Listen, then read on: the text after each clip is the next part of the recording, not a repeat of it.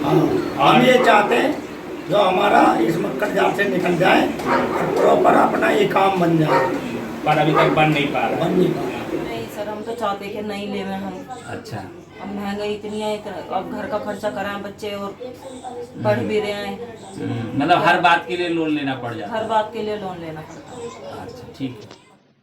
कबाड़ी का काम करने वाले विशंबर और लोगों के घरों में झाड़ू पोछा करने वाली अफसाना का एक ही दर्द है, वह दर्द है लोन का मकड़ जाल, जो पेट भरने, इलाज करने जैसी बेसिक जरूरतों को पूरा करने के लिए एक के बाद एक लोन लेने को मजबूर है।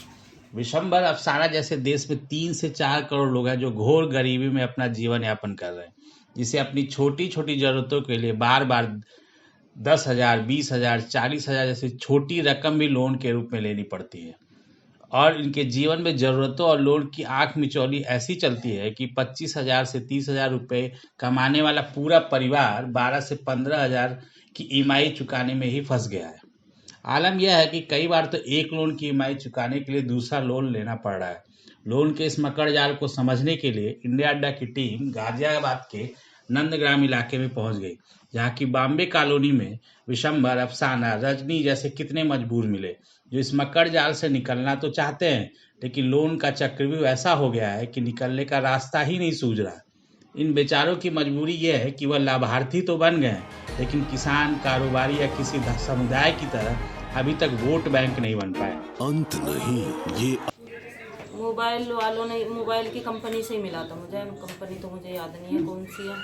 अच्छा, तो क्या क्या कह के लिया था लोन? यही क्या है, तो उन्होंने सिविल तुम्हारा सही है, लोन हो जाएगा तुम्हारा 40,000 का। अच्छा, कितने का गोल्ड दिया था?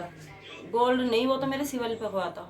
अच्छा, गोल्ड नहीं दे रहा था, नहीं। मतलब अपने जेवर नहीं देखना नहीं। पड़ा था। अच्छा, तो फिर क्या दिक्कत क्या हो गई? दिक्कत ये होगी, एक किस्त मेरी रुक गई थी, उसमें मैंने डबल किस्त भी भरी है। उसके बाद मैं पूरी किस्त भर के एक दो फालतू भी ले ली उन्होंने, फिर सेटलमेंट कर लिया। कितनी? 2 किस्त रुक गई थी मेरी, तो उससे ज्यादा फिर उन्होंने मेरे से 14 किस्त ली है। 14 किस्त ली। हाँ, और 12 की। मतलब 4,000 आपने 40,000 लोन के लिए 56,000 रुपये चुकाया है जी। 16,000 ज्यादा। हाँ। और उसके बाद फिर क्या हुआ? उसके बाद हुआ कि तुम्हारे पे ब्याज लग के आए हैं और तुम पे 30,000 रुपए। अच्छा। मैंने कहा सर मैं नहीं भर पाऊंगी, मैं तो गरीब आदमी, मैं इतना कहाँ से भर पाऊंगी।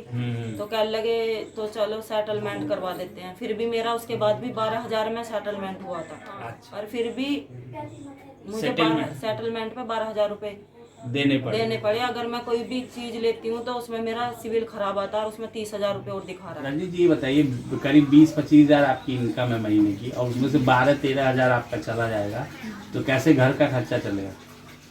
दिक्कत है। हाँ, ये दिक्कत है। आपका कितने लोन चल रहे हैं अभी? मेरा बंधन का चल रहा है, मुथूट का चल रहा है और गोल्ड लोन चल रहा है। अच्छा, ये कितने साल में ये तीनों लोन लिए हुए? बंधन का तो हो गया मेरा 8 महीने, और मुथूट का भी लिया है 3 महीने की तो चला ली है। अच्छा, और गोल्ड लोन अभी लेके आई है। तो गोल्ड कितने का गोल्ड लोन लिया?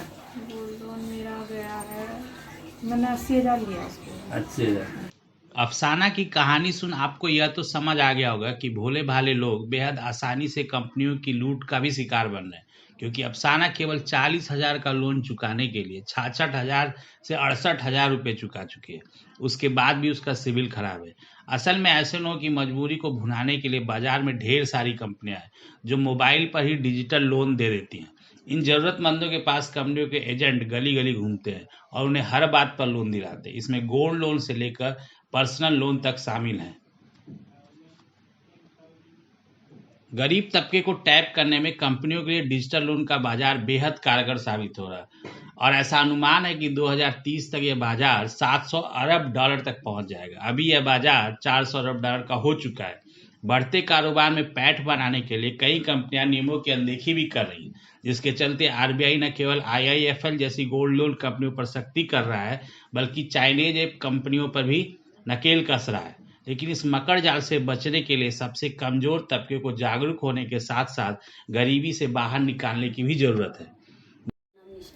निशा जी, आप भी लोन ली हुई हैं? कितने लोन चल रहे हैं आपके? मेरे 3 लोन चल रहे हैं। कौन कौन से? एक मुथूट से चल रहा है और एक बंधन बैंक से, और गोल्ड लोन लिया था। गोल्ड लोन किससे लिया? यहाँ से सर गए थे मेरे सर। वो भी मुथूट से ही है? हाँ। अच्छा, कितने का है गोल्ड लोन? 40,000 40,000। जेवर कितने का दिया? होगा 60-70 तक का। 60-70। कितने किस्त जा रही है उसकी? उसकी जा रही है शायद 2,000 के लगभग। 2000। और बंधन से किस चीज़ के लिए लोन लिया? बंधन से भी सास की तबीयत खराब थी। अच्छा, तबीयत खराब थी इसलिए। उनसे कितना लोन है? जी वहाँ से भी मेरा 40,000 है। 40,000। और दूसरा एक लोन और कहाँ से लिया?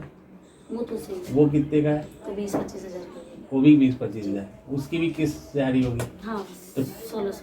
तो तीनों मिला के कितनी किस्त जा रही है? वही 7,000। विशंबर जी, ये बताइए, आपने लोन ले रखा है क्या? लोन लिया था ये हमने, अभी चल रही है किस्त। किस चीज़ का लोन लिया है? मुथुल से चल रही है। कितना लोन लिया है?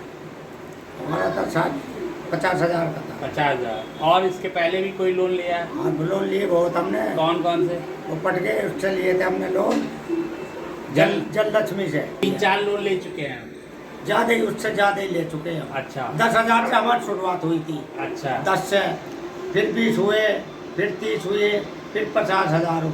अच्छा। अब किस मोदी सरकार के तहत आने वाले नीति आयोग की रिपोर्ट के अनुसार साल 2022-23 तक पिछले 9 साल में 24.82 करोड़ लोग गरीबी रेखा से बाहर आ गए।